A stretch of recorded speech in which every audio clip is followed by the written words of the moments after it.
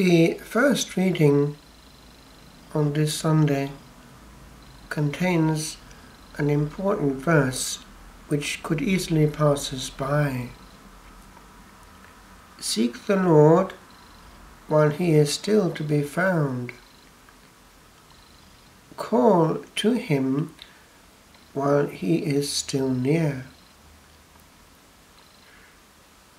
Grace deflected or abused withdraws itself. When, on the other hand, grace gently knocks and finds a completely positive and unresistant response, then it doubles up, and it leads to the Holy Spirit being able to work upon the soul as a good pianist would be able to manipulate all the potentiality of a grand piano. On the other hand, when the Holy Spirit finds a fog, either of passion or of preoccupation, then he cannot break through. And it is the illness of our time, even amongst the pious, even in the contemplative life.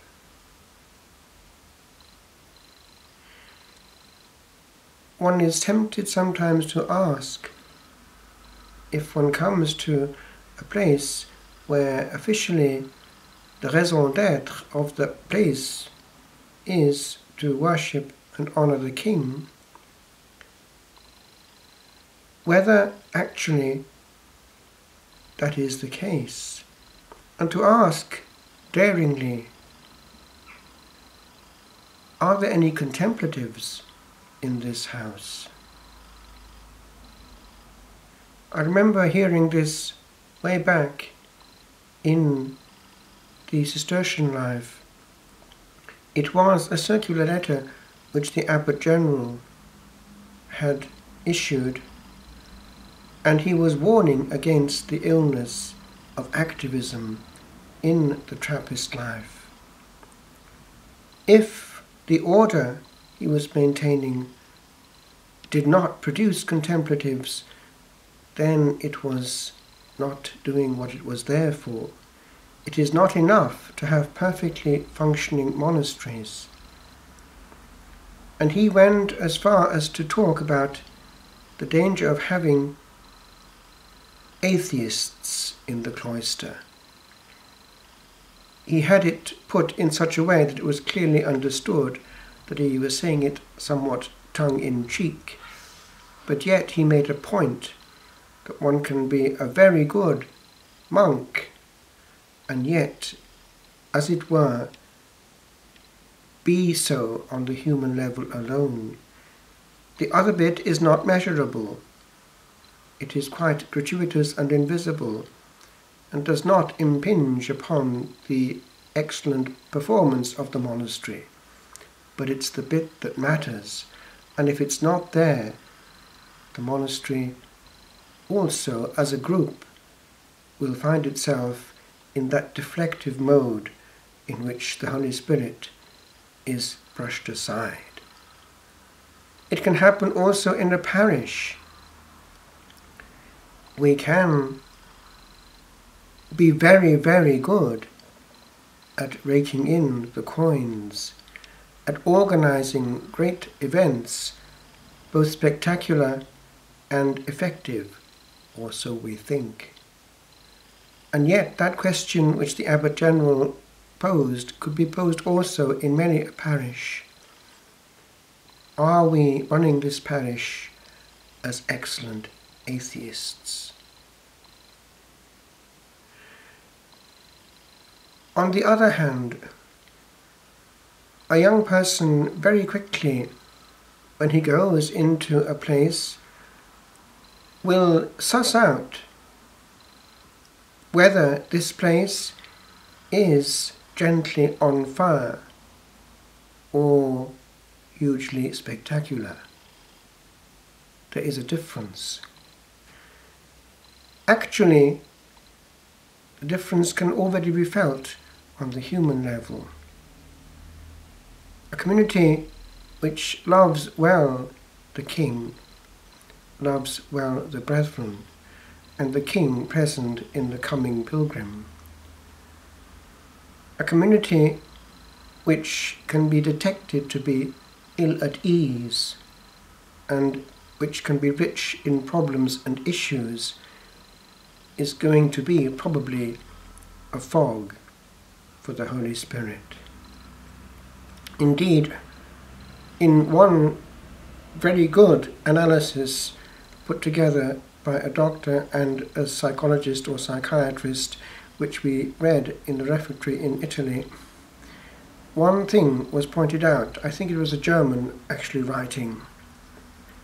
If it turns out that there is a high proportion of illness and medical visits in a community, it is probably an indication that actually there is an illness also on the level of the life and soul of the community.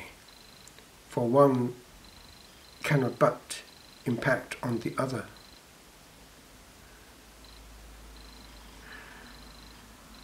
But this also applies to the individual. Seek the Lord while he is still to be found applies, for instance, after Holy Communion. We can be preparing a great liturgy. We can be very good at meeting the brethren, the parish, all those that we have to meet in the name of the Lord. And that high point of Holy Communion, in its outworked reality of thanksgiving and encounter and gentle absorption and ingestion, can very quickly go out of the window in such a way that, again, we are celebrating the sacraments as pious atheists. And unfortunately, the danger of our Catholic life is that because the Holy Mass itself is the general point of encounter for all, this is actually going on a regular basis if we're not careful. How many people remain behind after Holy Communion? And if they do, are they allowed to make a thanksgiving, or are they solicited by someone else to engage in conversation? Or is their prayer made impossible by a great big fog of noise and Christian charity, in which, of course, it's rude not to acknowledge the presence of another without asking whether that same rudeness applies to the presence of the Lord himself at that point in the heart of the soul and mind and even body. But then it applies to individual prayer in general. There are moments in which the soul is warmed, in which the Lord passes, and there is a prompting, stay with me. In the sacristy in Abbadia San Salvatore, where I go every year, a Cistercian monk had it painted on the wall over the place where the priest washes his hands in the sacristy before Holy Mass. Tu autem maneas mecum, but you remain with me. And there was a little fresco over it of Christ wanting our company and wanting us to be seated with him on the way. I think there was a little well there, like Sichem, and he likes to be able to rest upon the soul in the heat of the day, the soul that only wants his company, the soul that can be delayed in wasting time, just wasting completely precious time for the only thing that actually time exists for. How clever old Nick is in giving us a completely topsy-turvy vision of the importance of certain uses of time. The psalm is the last in the series of alphabetical ones, and is probably meant to be sung as a solo. It is a very beautiful psalm.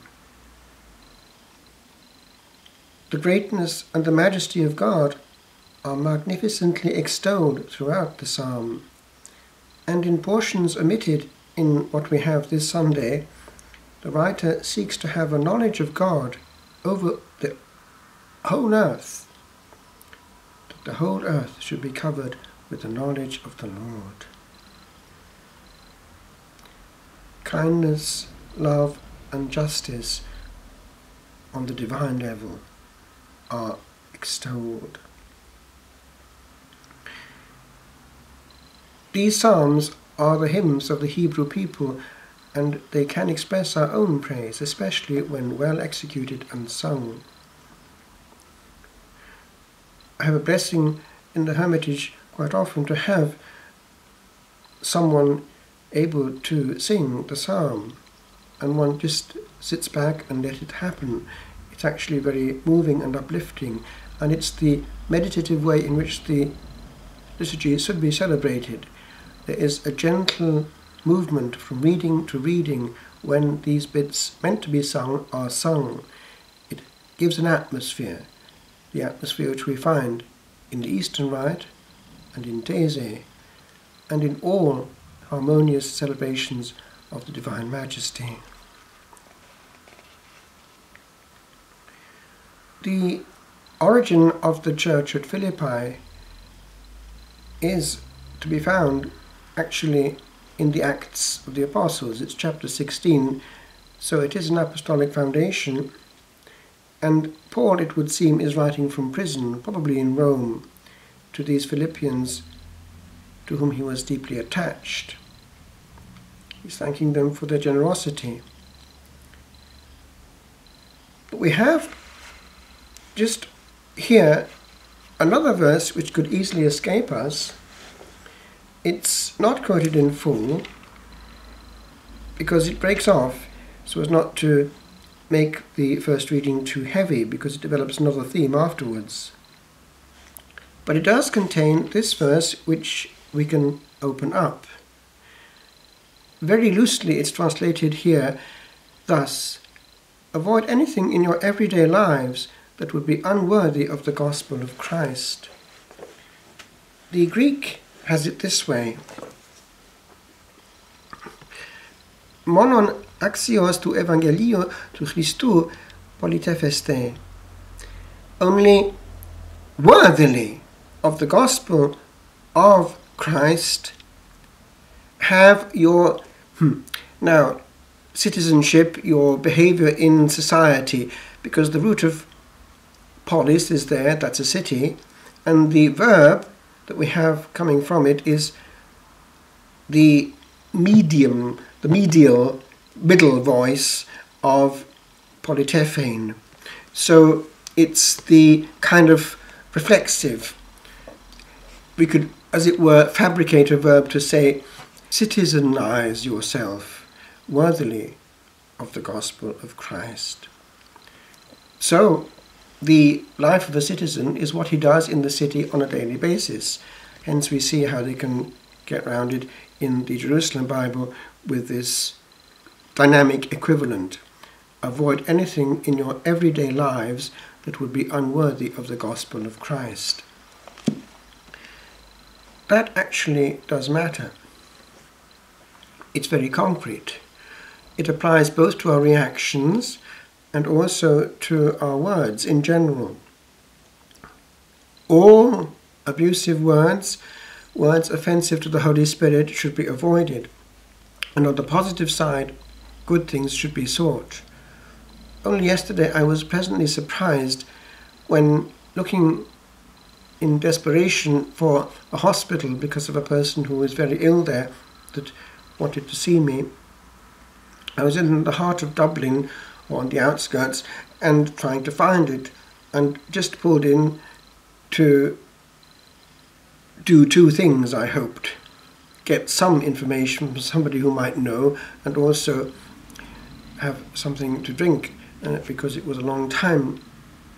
And I just casually asked, as an afterthought, This person was at the pump of petrol. A young man thought, well, maybe he's from another country, and he wouldn't have a clue. And he actually did know, and he gave very clear instructions. But that wasn't all. When having an espresso, a coffee there in the place, what happened was this gentleman, this young man, came in and with a printed out sheet said, "Sir," which was very polite, "this is the exact way to get there." And I thought, wow. And I said, "God bless you," because that was something quite spontaneous which just came out of nowhere. And it wasn't just the fact that I was wearing a habit. There was just a good Irish, a Christian Irish, I would say, effect of grace there still in the way of handling people. And it's there. Even the question of driving, it makes a difference, because one has to be in continuity with regard to the gospel even at the wheel, and not honk and hoot and be in any way aggressive or make comments. One lets a person go, lets a person come out. These things matter. So our citizenship is very concrete. One looks for ways of helping and of being some kind of gospel seed wherever we are, for people are attracted by human goodness and repelled by its opposite. We cannot have compartments, one for church and one for the road. With regard to the gospel, it reminds us that grace is what it says it is. Gratia is something given freely, gratis. And by the very nature of it, we don't deserve it, it's given freely. And so we have no right to criticize the giver thereof, who is too generous when we think we have rights. It's the sin of the elder child, that brother who always remained in the farm and was ungrateful to the father, and indeed envious when the other one came back and was well treated. We have no right to enter into the mystery of God. And it would be wrong also to have an even minimal desire that anyone should be lost in hell, no matter what he's done. If one knew what hell was, one wouldn't wish it upon one's worst enemy. It's awful and it's unending. So in that sense, we can only hope that many souls find themselves rather in the lowest level of purgatory rather than in any level of hell. And therefore we need the vision of God, for we might be the person to stop a person from going down further than the lowest level of purgatory.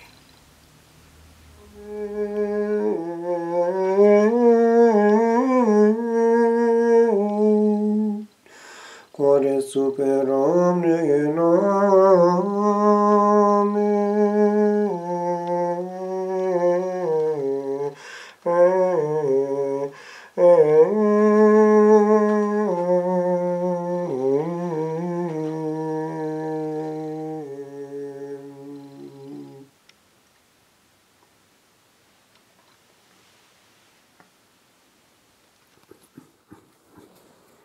busy.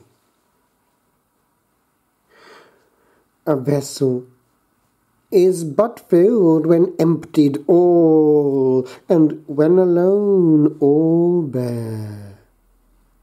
For there is here no room for two to be, and membranes small that hide the busy soul move very near to many worlds and galaxies of thought that chance to travel by, and we are not at home and fully there, when elsewhere caught in orbit wide our little orb forgot.